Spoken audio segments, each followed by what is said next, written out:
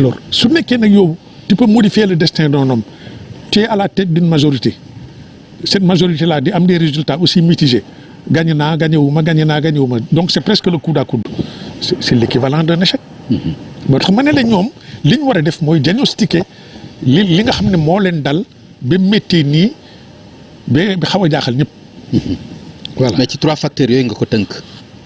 ci 3 facteurs yooyu nga ko tënk benn bi mooy traque des biens mal acquis. mal piloté. mal piloté benn bi mooy. ce qui a discrédité l'affaire. oui beneen bi mooy. le fait que regain d'arbitraire mooy dans un pays où il y a eu des combats héroïques. oui nga ñëw pour restreindre li nga xam ne mooy liberté yi pour yow. jàpp nga ni loolu bokk na si. bu mujj bi moom mooy li nga xam ne moom moo aju ci opposants yi nga xam ne dafa. réduire l'opposition à sa plus simple expression. alors que tout le monde sait que comme le disait le professeur Raymond Aron.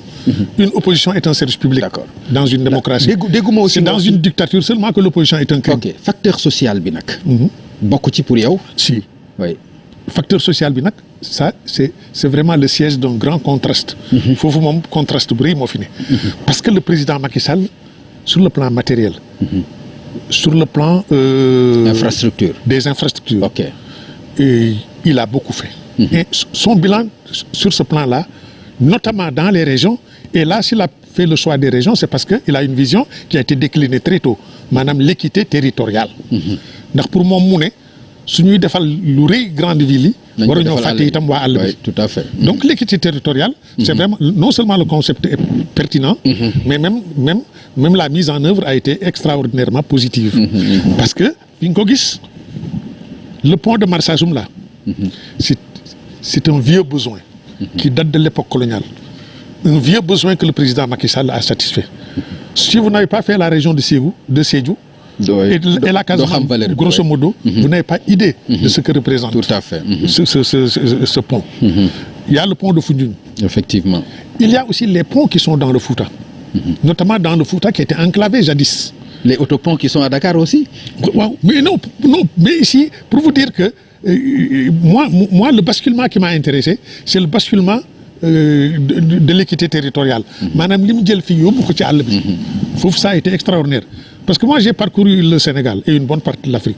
En 76, je me souviens, pendant la guerre du Sahara, la Mauritanie n'avait pas encore décroché, mu ngi woon ci guerre bi. J'ai quitté Célibat bi ma ñëw sur le fleuve Sénégal. Ma jaar vers Demankani, Lobali, Ganguel Souley, alors ba ci Sémé ak Bokila Djeg yëpp. Mais je vous dis que à cette époque-là, toutes ces terres étaient inondées, les villages enclavés, les instituteurs étaient obligés de quitter dès le mois de mai pour ne pas être prisonniers des eaux jusqu'en octobre. Mais léegi soo demee à tout moment la circulation est fluide du fait des ponts qui ont été multipliés. Donc maintenant le contraste moo di comment peut-on faire autant de choses et récolter des résultats aussi mitigés pour ne pas dire voilà mooy li ma la wax léegi. C'est-à-dire autant il a fait ceci, autant de l'autre côté aussi il y a eu des facteurs d'érosion. Voilà. Mais incontestablement. D'accord. Il a beaucoup travaillé. léegi sa équation boobu est-ce que doo ko jàngate ci problème mu troisième mandat bi ndax jàppaloo ni itam lu mu waroon leeral la est-ce que jàppoo ni loolu handicap la. Non, j'avoue que bon d'abord par rapport aux difficultés électorales que Benno a rencontrées, bon. Vous pouvez y glisser le troisième mandat, ça effectivement. J'ai vu des gens qui ont glissé ça dedans. Am na sax même yeneen yoo xam ne. parce que sur l'autre côté dañ ko campagner dafa nekkoon thème de campagne. Bon de toutes les façons. Voter pour Macky Sall, c'est voter pour son troisième mandat. ñoom dañu campagner loolu aussi. Mais c'est de bonne guerre. Ça c'est de bonne guerre. Mais il y a même pire. Parce qu'il y a des inepties qui sont venus se greffer sur ça.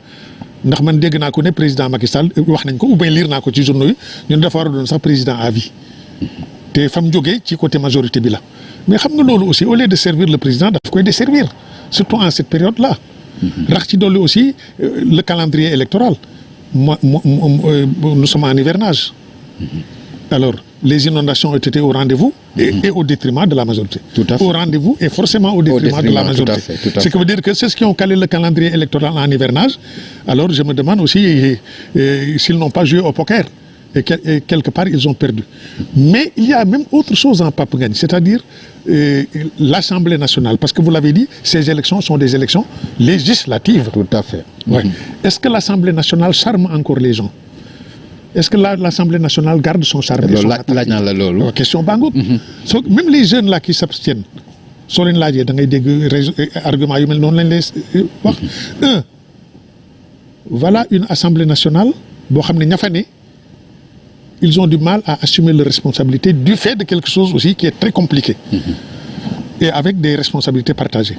Parce que ici on a 3 P qui enserrent le député.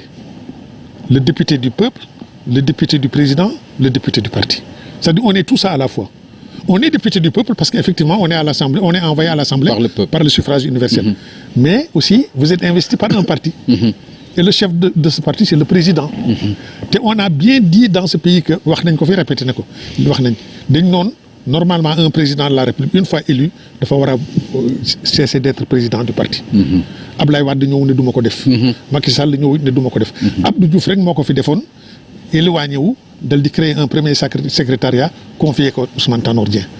Voilà léegi nag si maintenant le député aux yeux des citoyens il est à la fois le député du président du parti et du peuple et on sent que le président et le parti ont plus de force sur lui que le peuple. xam nga loolu itam ça crée un désamour.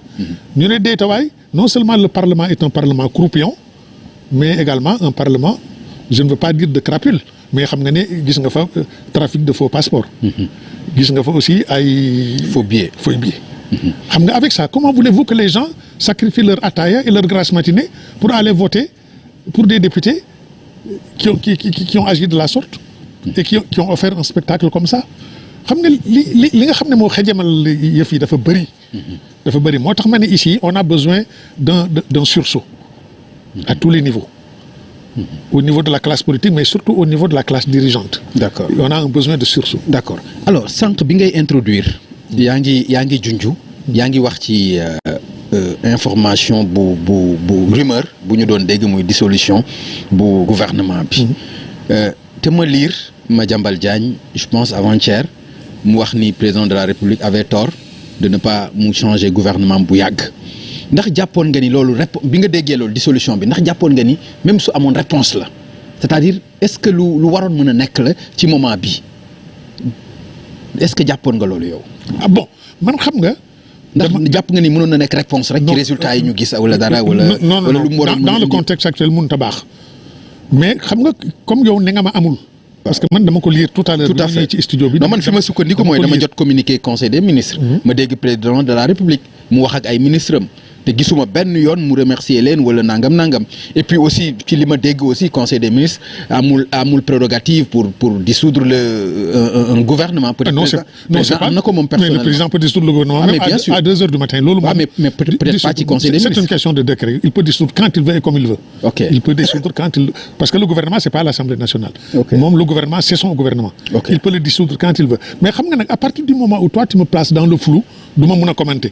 parce que est-ce que am na wala amul. non mais man maa la wax amul. man li ma jàpp mooy amul loolu nag à partir de amul kay. pourquoi commenter ce qui n'existe pas. ah non mais c'est-à-dire xam nga li. maintenant su amoon nag. waaw mënoon naa cee wax suma xalaat mais xam nga ku ma amul aussi ça devient délicat parce que man pour man sax dafa warta am. pourquoi warta am mais nag xaw ma am nam amul mais dafa warta am xam nga pourquoi dissolution du gouvernement warta am. dans le contexte actuel on n'a pas l'Assemblée nationale on dissout le gouvernement. la République perd ses 2 béquilles. ah ça c'est clair. Assemblée nationale amatul gouvernement amatul. ça c'est clair. alors finalement la République non seulement elle ne boite pas mais finalement elle aura le ventre sur terre. bien sûr. dootul am sax dafay oui tout à fait. voilà moo tax man ba ma ko liiree dama tiit. parce que si vraiment le gouvernement est dissous cela veut dire qu'il y a un manque de sérénité. donc c'est ça oui. bon dafa mel ni ñi ngànk réew mi àndatuñu ak seen sago. te bon dafa mel ni lii dafa mel ni defet ci bu métti ci ñoom. su nekkee mais on est encore dans les domaines des hypothèses parce que man waxoo ma lu leer ne nga ma amul. alors comme ne nga ma amul man je pense que. mais dama ne su amoon. je pense que man lu leer laa la wax de bugguma nga ni wax ma lu leer laa la wax. nga ne amul waaw mooy lu leer laa la wax. parce que man awma si lu may kii parce que man aussi li ma gis. mais man it dama lire rek tout à l'heure bi ma nekkee avant d'entrer en studio dama lire mais ci réseaux sociaux yi. d'accord voilà moo taxoon bi ma ñëwee j'ai posé la question. ok alors dafa am benn aspect bu ma bëgg ñu taxaw ci parce que li taxoon aussi nga dégg li taxoon ku mel ni Aminata Touré ak sa coalition ñu génn génn vers 0 heure pour annoncer seen ay résultats bokk na ci li ñu doon ruumandaat di waxu cohabitation ci assemblée nationale loolu lañ doon wax te cohabitation li ko mën a indi mooy opposition